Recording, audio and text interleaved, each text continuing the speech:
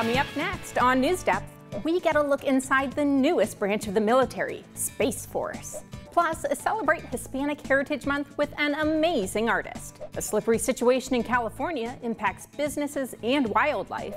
And we hear all about the businesses that you want to start. NewsDepth is now.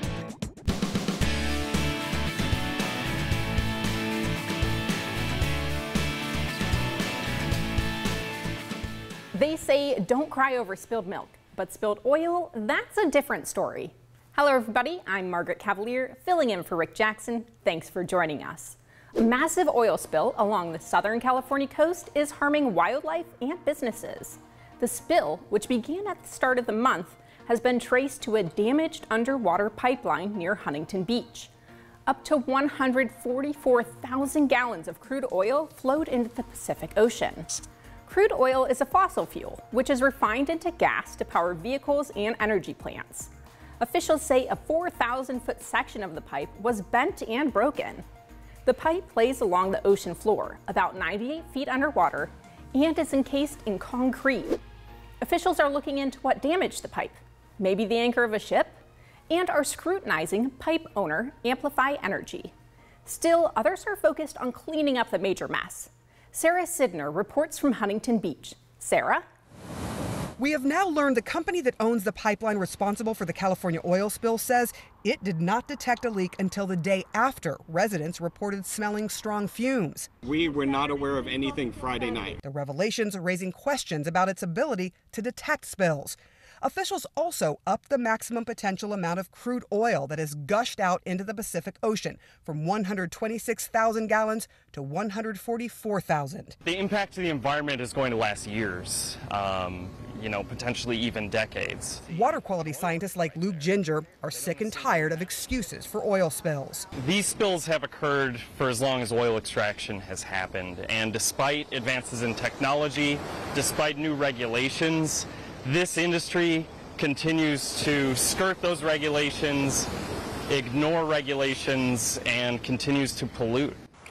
The suffering from the oil spill crippling birds, their feathers gummed up with the tar-like toxic crude oil. It may be weeks before we know the impact on other animals whose habitat has been contaminated. As for people, they're still using the beaches, but noticing tar balls and ribbons of dark, sticky muck.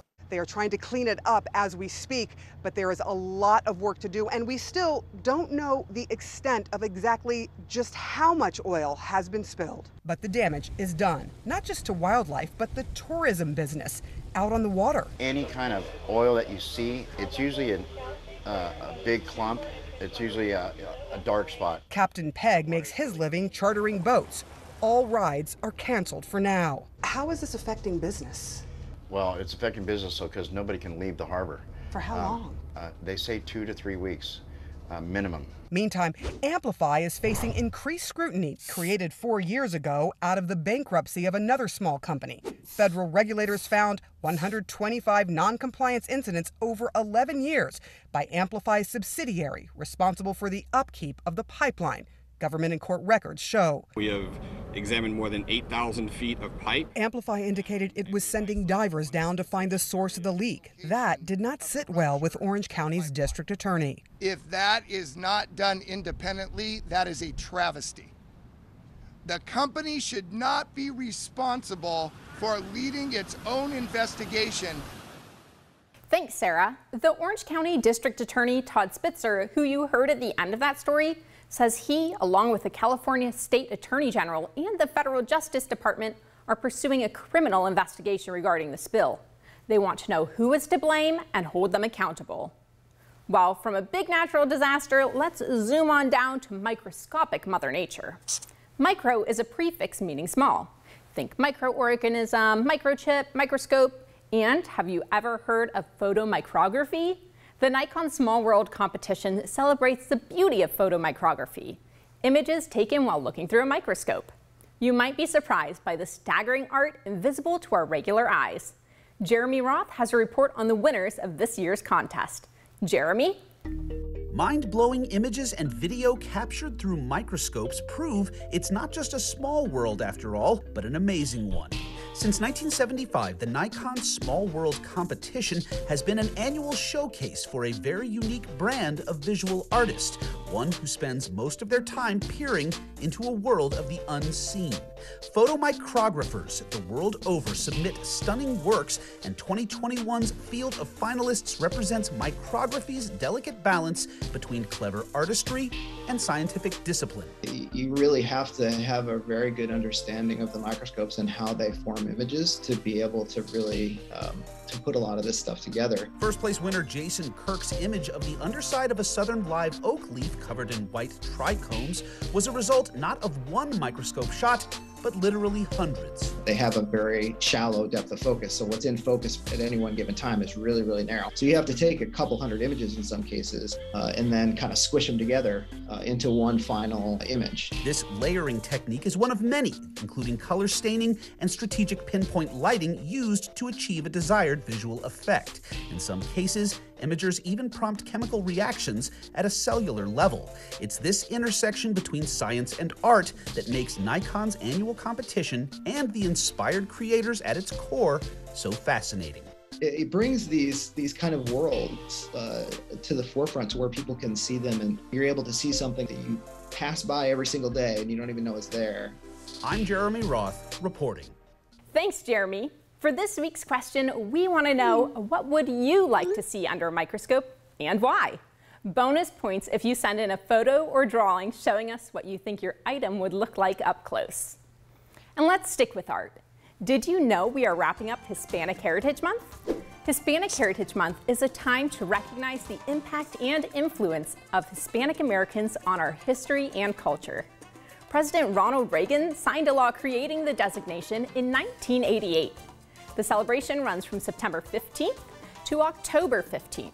The dates coincide with Independence Days in Costa Rica, El Salvador, Guatemala, Honduras, Nicaragua, Mexico, and Chile. One Hispanic artist we want to recognize is Felix Semper. He is a Cuban-American who has taken sculpture to the next level. No rock carving for him. His pieces are about flexibility and movement. Our friends at South Florida PBS shared this week's sketchbook with us. It's all about Felix and his fascinating work. Take a look.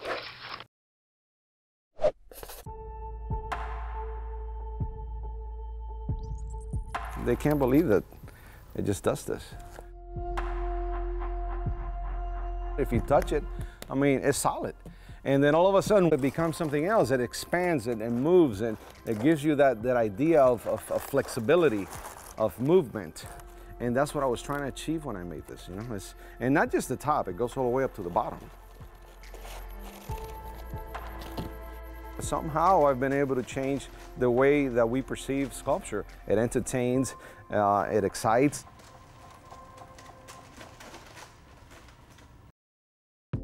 Hi, my name is Felix Semper, and I am an artist. My first paper sculpture I glued solid, and I said, how am I going to prove this is paper? It took me about a year to kind of come up with the whole system.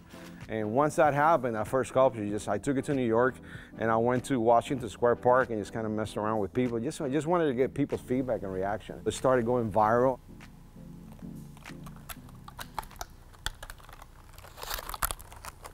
Most of my stuff is recycled paper, and I try to do that as much as I can. So what I do is I take sheets of paper, individual sheets of paper, glue them in stacks, and then I cut them to about the size that I think the sculpture is going to be, and then I start carving it. So all this process is eliminating paper. It's kind of like the original technique of sculpting, but in a different method.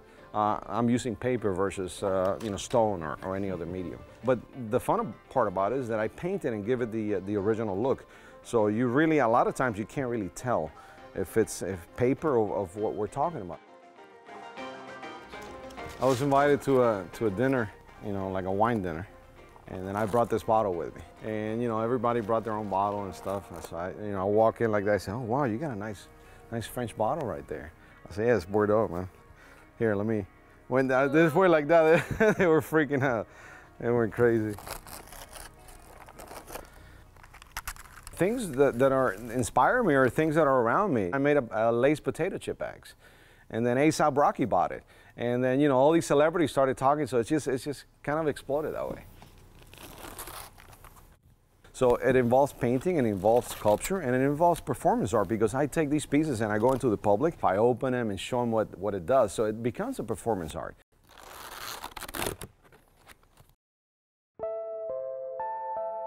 This is my new series. This is actually, I finished this not long ago. This is a flexible wood sculpture. So I said, I'm gonna make a wood that I can twist and turn, and it goes in any direction. And then of course he has a hat that is flexible.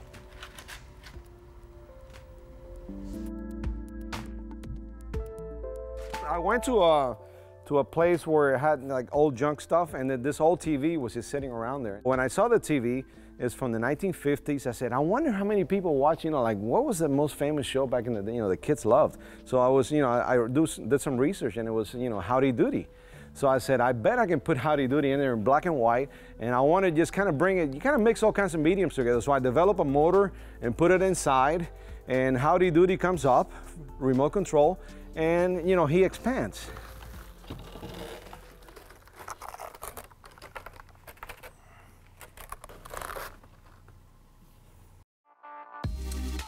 That's what this art does. It engages the viewer not only to look, but to participate.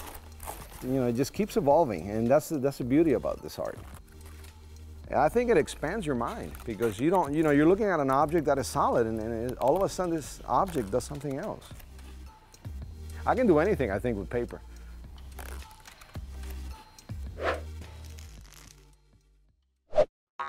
Thanks to our friends at South Florida PBS for that awesome story. Now, some awesome students in Ohio are celebrating Hispanic Heritage Month too. Our NewsDepth A+ winners.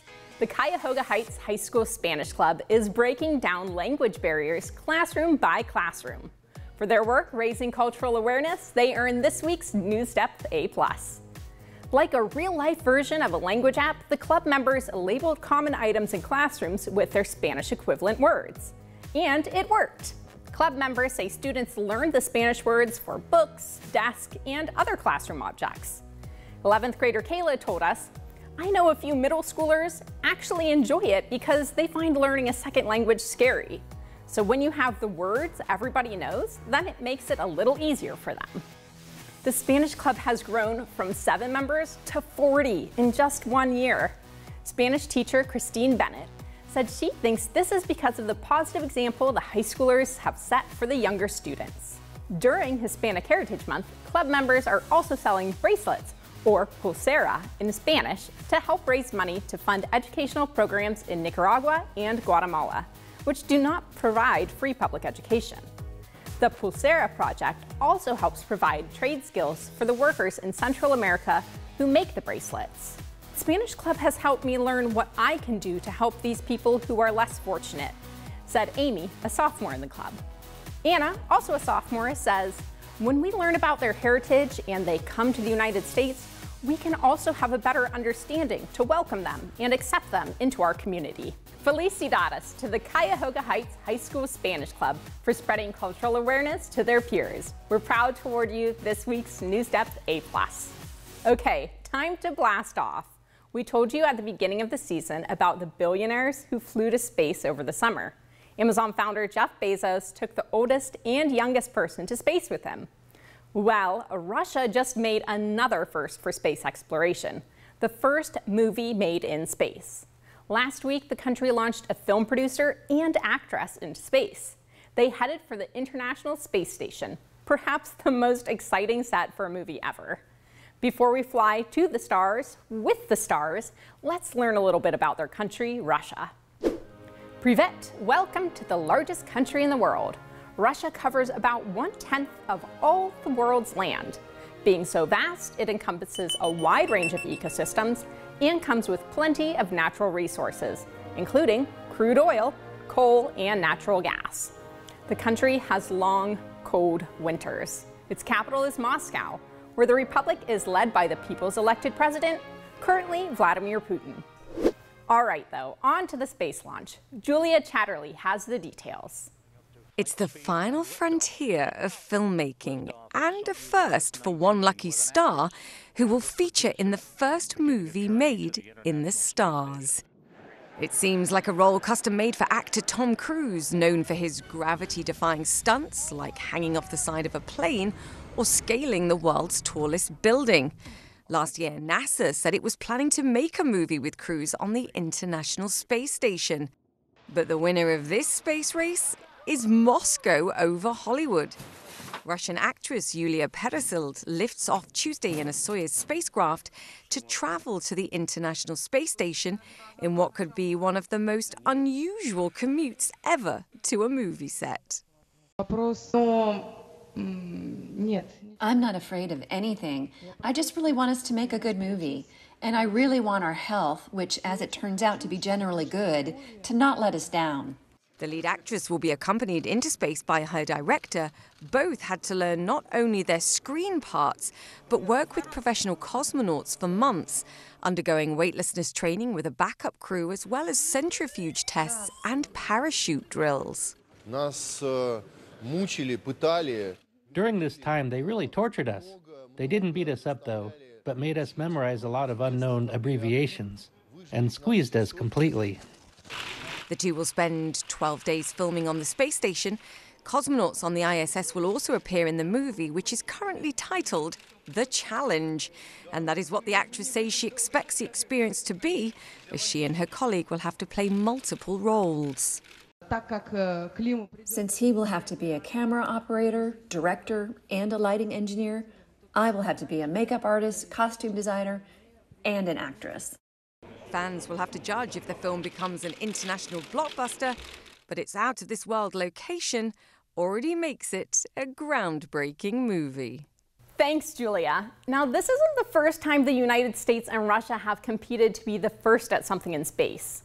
From the 1950s to the 1970s, the two countries faced off in the space race. Of course, back then, Russia was a member of the multi-country Soviet Union. The space race was an unofficial competition between the United States and the Soviet Union to land a man on the moon. The race began when the Soviet Union launched Sputnik 1 into space. It was the first artificial satellite. But the US made it to the finish line first, with Neil Armstrong stepping out on the moon in July of 1969. The last time an American stepped foot on the moon was 1972, but NASA decided they want to go back. Now they're trying to land the first woman and the first person of color on the moon by 2024. The mission is named Artemis. And NASA is also eyeing sending humans to Mars too. For this week's poll, we want to know, which mission do you think NASA should focus on? Head to our online poll to choose from returning to the moon or heading to Mars. And why don't we take a look at the poll results from last week? We asked if you participated in team sports. Well, 74% of you said, yes, you do. Y'all are an active bunch, but let's not get too far off track. Get it? Track? Like the sport? Sorry, bad joke. But I've got one more space story for you. It's a long-awaited update. If you've been watching NewsDepth for a while, you just might remember that we covered the news about former President Donald Trump creating a new branch of the military. Does Space Force sound familiar? Okay, well, that was back in season 49, so it's been a while. But hey, it takes some time to start up a whole new military. But now we've got a chance to go inside the Space Force and see what it's all about. Jim Scudo has the details. Inside Mission Control at Buckley Space Force Base in Aurora, Colorado, Space Force Guardians, as they're known, fly the nation's missile warning satellites. Using infrared sensors, these satellites, orbiting 22,000 miles above Earth, scour the planet 24/7 for missile launches and nuclear detonations. We never stop, always vigilant, and we've never failed, because that's how important this mission is to our nation. We provide decision quality data to tactical warfighters on the ground to save their lives. This satellite dish is in touch with missile warning satellites deployed in what's known as geosynchronous orbit. If those warning satellites detect a launch anywhere on the surface of the planet, it beams that information back down to this ground station instantaneously at the speed of light. And then Space Force sends that information, that warning, around the world to U.S. forces deployed abroad or here on the U.S. homeland. Missile warning satellites are just a fraction of the hundreds of U.S. government and commercial satellites monitored and defended by the guardians of the Space Force today. Defended because U.S. adversaries led by Russia and China have deployed weapons to disable or destroy them. Space is a warfighting domain. It's the reason that we stood up the United States Space Force as a separate service. So each and every day we're training our operators to deter conflict, but if deterrence fails, to compete and win in space. The U.S. has far more satellites than any other nation, some 2,500 compared to 431 for China and 168 for Russia. And a whole range of U.S. military technologies depend on them. Satellites help warships and aircraft navigate and communicate. Got some squirters running up the ridgeline. Help warfighters monitor threats on land, sea, and in the air. There's nothing we do as a joint force, whether it's humanitarian assistance, disaster relief, or combat, that isn't enabled by space. More than many Americans realize, civilian technologies are equally dependent on space. The nation's constellation of GPS satellites, flown by 2nd Space Operations Squadron at Schriever Space Force Base in Colorado Springs, is the backbone of multiple critical infrastructures. The financial sectors rely on positioning and timing information for precise banking operations and transactions. Our transportation sector for positioning and timing. Air, land, sea, and rail all rely on the global positioning system to be able to execute our critical infrastructure. The danger for the U.S. is that greater dependence on space equals greater vulnerability to attacks in space. China is launching kidnapper satellites with grappling arms capable of plucking satellites out of orbit. Russia is deploying kamikaze satellites capable of ramming and destroying U.S. space assets. And Russia now has a new space weapon that Space Force dubs the nesting doll. Back in 2017, Russia launched a satellite, and it opened up and another satellite came out. And then it opened up and a projectile came out. That projectile is designed to kill US satellites. So in 2019, they did the same thing, but this time they put it up next to one of our satellites. And then we started talking about it. You warned them away. We described what is safe and professional behavior, and it's important. Today, there's no rules in space. It's the wild, wild west. As for the U.S. weaponizing, Space Force wants to avoid a space arms race. Weapons are a last resort from the U.S. perspective? We would prefer the domain to remain free of conflict. But like in any other domain, like air, land, sea, and now space, we'll be ready to protect and defend. Adversaries have already attempted to use space weapons to temporarily disable U.S. satellites. Space war is not science fiction, but a battle already underway. Wow, thanks, Jim. You really do learn something new every episode, don't you? And it might be a while before any of you head off to explore space, but last week we asked you to imagine yourselves as business owners. Let's see what shops you'd set up by opening up our inbox. Sydney from Wilson Elementary in Cincinnati wrote, "If I could start a business, I would start a business about rescuing dogs and finding them new homes. I've always been a dog person, and both of my dogs, Stella and Luna, are rescue dogs. I would rescue abused or wild dogs, fix them up, and find them a more loving home. Since dogs are loving, caring creatures, I'm sure this would be a success." Here's one from Navon at Bellevue Elementary in Bellevue. "I would like to start a free babysitter business so people that don't have money that have kids can look for a job without worrying about their kids.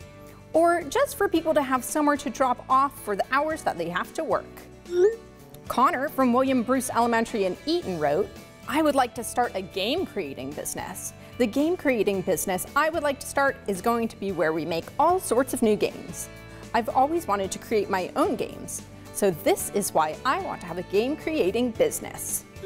Lady from Springdale Elementary in Cincinnati sent in this letter, "I want to make houses because you get money if you work hard, and because if you work hard, you are going to be anything in life.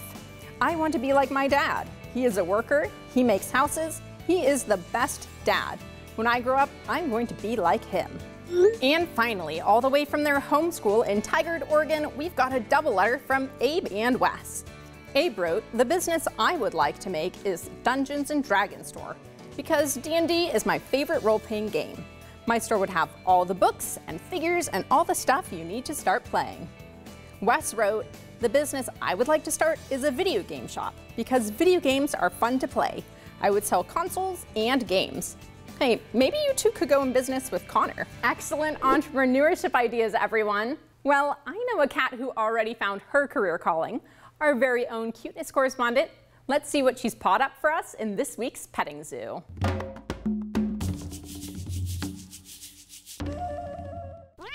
Seriously, Newscat? I was just bragging about how great you are and you're just lounging around. You better have a story ready for us. Oh, so she does. Sorry for jumping to conclusions. Whoa, is that an orange lobster? Very cool. To find out how this curious crustacean was saved from being supper, click the petting zoo button on our website.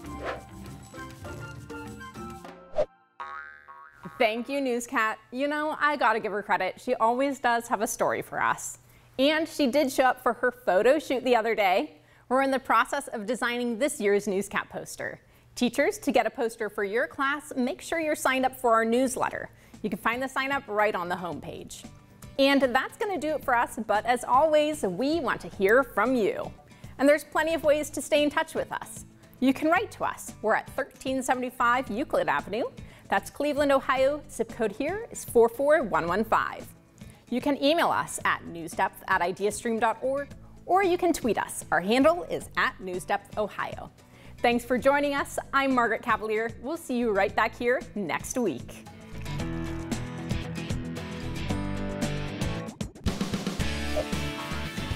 NewsDepth is made possible by a grant from the Martha Holden Jennings Foundation.